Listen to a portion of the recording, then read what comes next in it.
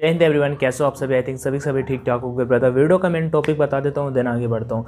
Indian coast guard की preparation कर रहा हूँ मैं। काउंटिंग के बोलूँ तो आपके पास ऑलमोस्ट 20 डेज का समय बचा हुआ है। डेफिनेटली आपके लिए काफ़ी हेल्पफुल वीडियो होने वाला है। यहाँ पे मैं डिस्कस क्या करने वाला हूँ पहले बता देता हूँ। इंडियन कोस्ट गार्ड पे जो नाविक जीडी का कट ऑफ जाता था वो यहाँ पे डिस्कस करने वाला हूँ। नाविक जीडी का कट ऑफ क्या जाता था वो मैं पहले बता देता हूँ। कैसा, देखो अभी से जो पहले वाला बैच है, मतलब मालूम जो बैच अभी आया है जिसका आपने फॉर्म फिल किया है, इस बैच के जो पहले वाला बैच है उसका भी फाइनल ज्वाइनिंग नहीं हुआ है। मतलब अभी उसका कुछ दिनों पहले मेडिकल लिस्ट ऑफिशियल वेबसाइट में आया था, वो मैंने ऑलरेडी आपको बता दिया है। उससे पहले जो बैच था उसका जो इनिशियल कट ऑफ था, इनिशियल कट ऑफ मैं बता देता हूँ। कभी भी कोस्ट गार्ड शो नहीं करता था, होता क्या था ऑफलाइन भर्ती आती थी। अभी तो भाई एग्जाम पैटर्न ही चेंज हो चुका है, सब कुछ चेंज हो चुका है। लेकिन है क्या, मैंने कहा चलो बता देते हैं। प्रीवियस टाइम एक एक्सपेक्टेड आप उससे ले सकते हो कि हाँ इतना कट ऑफ जाता था, इस बार मैं कितना टारगेट रखूँ जिससे फाइनली इंडियन कोस्ट गार्ड पे सेलेक्ट हो जाऊँ। भाई कोस्ट गार्ड की प्रिपरेशन करो या फॉर्म फिल किया, डेफिनेटली काफ़ी अच्छा जॉब है। बहुत सारे फायदे हैं वहाँ पर भी देखने को मिल जाता है, सबसे ज़्यादा घूमने को मिलता है, यही बहुत बड़ी चीज़ है। स्टार्ट करते हैं यहाँ पे सैलरी के पॉइंट ऑफ व्यू से। भाई मेन क्या है, डिफेंस फोर्सेस पे जाते हो मोस्टली करके सैलरी के बेसिस पे ही जाते हो। कंट्री तो लाइक ठीक है, अच्छी बात है, बट फिर भी इससे पहले आपका कोस्ट गार्ड का एग्जाम ऑफलाइन होता था तो जोन वाइज कट ऑफ जाया करता था। इनिशियल जब इनिशियल कट ऑफ जाता था तो वहाँ पे सर लोग बता देते थे कि इतने नंबर से हमने आज कट ऑफ पिक किया है और यहाँ पे इनिशियल कट ऑफ ये जा रहा है। और फाइनल कट ऑफ जो जोन वाइज जाता था वो यहाँ पे मैं डिस्कस करने वाला हूँ। तो डेफिनेटली मैंने एक बार का मतलब इससे पहले वाले बार का कहाँ से निकाला भाई, वो तो मैंने एग्जाम दिया नहीं, तो वो यूट्यूब के हेल्प के थ्रू, थोड़ा गूगल के हेल्प के थ्रू मैंने फाइनली निकाला है। तो दोनों जगह से मैच करने के बाद एक ही जो मुझे मिला, जो यूट्यूब रिव्यूज़ के बेसिस पे मुझे मिला है, वो मैं आपके साथ में शेयर करने वाला हूँ। हो सकेगा तो मैं स्लाइड यहाँ पे भी शो कर दूंगा। अब पहले क्या होता था, जीडी अलग होता था, डीबी अलग होता था, यांत्रिक अलग होता था। ठीक है, जीडी का 80 नंबर का पेपर होता था जिसमें कट ऑफ मैं जोन वाइज आपको बता देता हूँ। एक मतलब 61.75 है जो नॉर्थ जोन होता है, मतलब 80 में से 60 नंबर लाने होते थे। लेकिन नॉर्थ जोन में भाई सबसे ज़्यादा फॉर्म फिलिंग होता था, नोएडा वगैरह पे आपका एग्जाम होता था। तो यहाँ पे आपको वही सब कैंडिडेट आ जाते थे, आपके हरियाणा के, उत्तर प्रदेश के, दिल्ली के सब कैंडिडेट एक ही जगह आ जाते थे। इस वजह से कट ऑफ इसका बढ़ जाता था। नेक्स्ट बात कर लेता हूँ, जैसे नॉर्थ ईस्ट जोन का 46 जाता था, ईस्ट जोन का अगर बात कर लेता हूँ तो 55 जाता था, वेस्ट जोन का 56 जाता था, नॉर्थ वेस्ट जोन का 58 जाता था। और ये जो जैसे कि आपका लद्दाख वगैरह हो गए या आपका जो ऐसे पूर्वी भाग के जो हो गए, उधर का कट ऑफ 36 नंबर ही केवल जाता था आउट ऑफ 80। ये इनिशियल और 4-5 नंबर, फाइनल कट ऑफ बढ़ा सकते हो, इससे ज़्यादा नहीं आपका मतलब जाता था। लेकिन अभी क्या, अभी पूरा का पूरा एग्जाम पैटर्न ही चेंज हो चुका है। ये कोस्ट गार्ड जीडी का मैंने जो बोला ये लास्ट टाइम का था, अभी से पहले वाले बैच का जो कट ऑफ गया था उसका मैं यहाँ पे डिस्कस कर रहा हूँ। नेक्स्ट बात यहाँ पे बात कर लेता हूँ। अभी क्या, कोस्ट गार्ड का एग्जाम अगर क्रैक करना है तो आपको सबसे पहले क्या करना पड़ेगा, सबसे पहले आपको कोस्ट गार्ड डीबी का एग्जाम क्रैक करना पड़ेगा। डीबी में ये भी नहीं है, अब डीबी में ये नहीं है आपका डीबी का कितना 60 नंबर का पेपर होगा, जीडी का कितने नंबर का होगा, 50 नंबर होगा।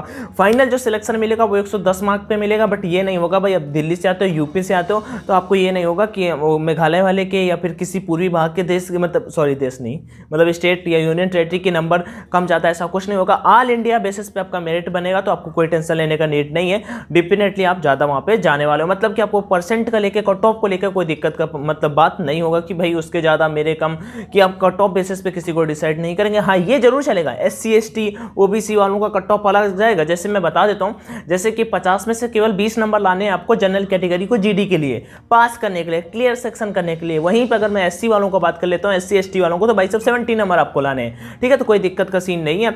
आप एक टारगेट में फिक्स कर लेता हूँ, अगर आप दोनों की प्रिपरेशन करो, भाई दोनों का जीडी भरा है फॉर्म तो डीबी तो देना पड़ेगा। तो डीबी की देखो कल से चैनल पे धुआंधार वीडियोस आने, स्टडी रिलेटेड वीडियो कल से आएंगे। थोड़ा सा मैं भी पढ़ाइयाँ करता हूँ, इस वजह से नहीं कर पाता, नहीं तो भाई टाइम ही टाइम होता है। बट फिर भी कल से अपना 1-2 वीडियो साइंस के, इंग्लिश के जरूर रेगुलर आएंगे, तो थोड़ा सा सपोर्ट करना उन पर भी। वन मोर इंपॉर्टेंट थिंग, अगर जीडी पे मैं बोलूँ तो 60 नंबर का पेपर होगा, तो ऑलमोस्ट टारगेट रखो कि 40 से 45 तक ले जाओ जीडी पे, सॉरी डीबी पे। 60 नंबर का पेपर आपका डीबी का होगा, डोमेस्टिक ब्रांच का, तो 60 में से लगभग 40 नंबर स्कोर कर दो। और जीडी में बात आ जाती है तो जीडी का पेपर बहुत ईजी है, क्योंकि जो टाइम है ना वो बहुत कम वहाँ पे दिया हुआ है। टाइम केवल 30 मिनट है, मतलब 15 मिनट आपको केवल 25 क्वेश्चन मैथ्स के करने के लिए दिए जा रहे हैं, 25 क्वेश्चन आपको फिजिक्स के करने के लिए दिए जा रहे हैं, जिसमें आपका साइंस भी, मतलब कि फिजिक्स में न्यूमेरिकल होंगे 2 4 5, और मैथ्स में तो भाई सबके सब न्यूमेरिकल ही है ना, सबको सब सॉल्व करना पड़ेगा, वो आपका टेक्निकल जाता है जीडी में।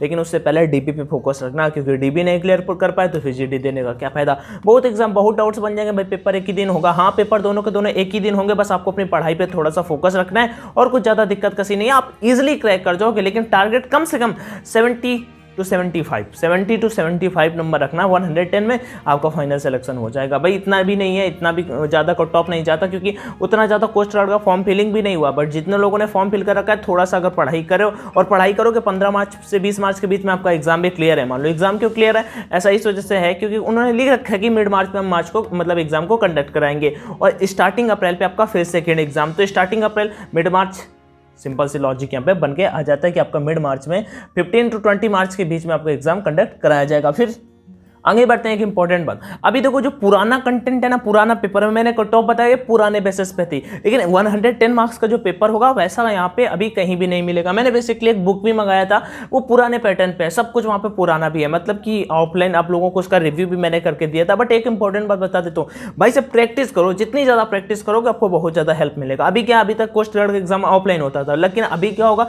अभी आपका कोस्ट गार्ड का एग्जाम ऑनलाइन होगा। तो डेफिनेटली आपको ऑनलाइन ही प्रैक्टिस करनी चाहिए, आप कहीं से भी कर सकते हो।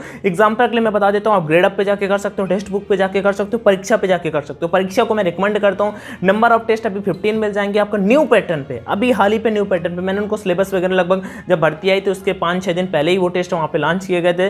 तो डीबी के लिए अलग है, जीडी के लिए अलग है, लेकिन मैं आपको एक चीज़ रिकमेंड करूंगा भाई, आपको वहाँ पे हेल्प बहुत मिलेगा। लाइक रैंकिंग वहाँ पे लगभग 50,000 कैंडिडेट हैं जो मतलब टेस्ट लगा रहे हैं ऑनलाइन, तो आप उसमें रैंकिंग देख पाओगे 50,000 में आपका रैंक कहाँ है। आप उसमें निगेटिव मार्किंग है, कोस्ट गार्ड के पेपर में नहीं है तो निगेटिव मार्किंग का कोई दिक्कत ही नहीं होगा। उसके बाद आपको बोथ लैंग्वेज में क्वेश्चन देखने को मिल जाएंगे, हर एक क्वेश्चन का फुल सॉल्यूशन मिल जाएगा, न्यू लेटेस्ट क्वेश्चन मिल जाएंगे। ऑफलाइन में क्या मिलता है, प्राइस की बात कर लेता हूं तो एक बार बाई करना तो मेरा कोड डाल देना ऑनलाइन D50, जो प्राइस होगा ना उससे आधे डिस्काउंट में मिल जाएगा। मतलब कि 300 रुपये प्राइस है तो 149 रुपये में मिल जाता है जाके वहाँ पे। लेकिन एक बार बाई करोगे, दोबारा कभी भी बाई करोगे ना तो एक्सप्लोर कर लेना, वहाँ पे जितने सारे टेस्ट हैं, air force X, air force Y, air force X Y, ठीक है, ये रैली के air force X, rally air force Y, rally air force X Y, फिर April special air force X, April special air force Y और April special air force X Y, NDA, coast guard नाविक DB GD, navy SSR MR AA, उसके बाद आपका कौन सा बचता है, आर्मी का, एपकैट का, NDA का, सबके सब टेस्ट वहाँ पे एक्सप्लोर वाले ऑप्शन में केवल 110 रुपये में मिल जाएंगे। यही सारी चीज़ें थी।